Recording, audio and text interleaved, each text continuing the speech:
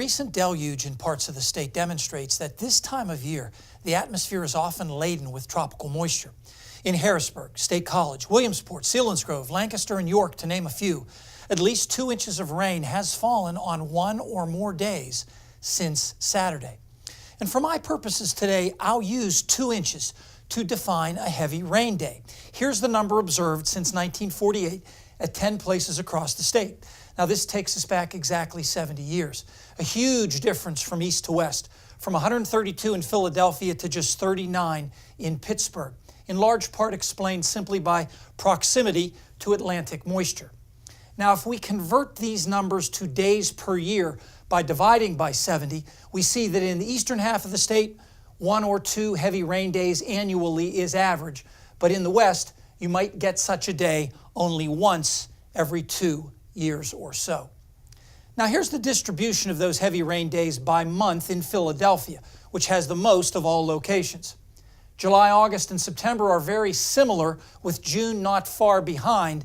The September peak speaks to the remnants of tropical systems. For example, Donna in 1960 and Floyd in 1999 helped make up that peak.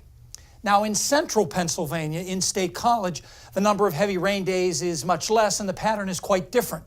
Now the low number in July is probably a statistical fluke, but the peak in October is also tropical related.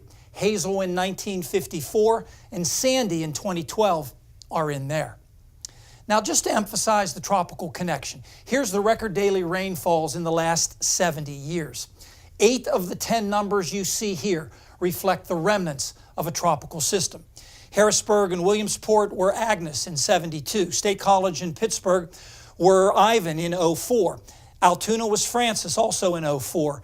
Erie was Frederick in 1979. Scranton was Gloria in 1985, and Allentown was Tammy in 2005. Of course, on days like this, the Weather Service issues flash flood warnings. And here in yellow are the 10 counties with the most over the last 20 years. So why these counties? Well, we already know that heavy rain days are most common in the southeast, but Pittsburgh had the least heavy rain days, and it's in Allegheny County, which actually has the most flash flood warnings. The explanation is that most of these counties are highly populated. The circles that I've drawn here mean that it's one of the 15 most populous counties in the state. High population means lots of urbanization, which increases runoff and the likelihood of flooding. Now, on the flip side, let me now shade in blue the 10 counties with the least flash flood warnings in the last 20 years. Why so few? Well, most of these counties have less heavy rain days to begin with, but they're also not very populated.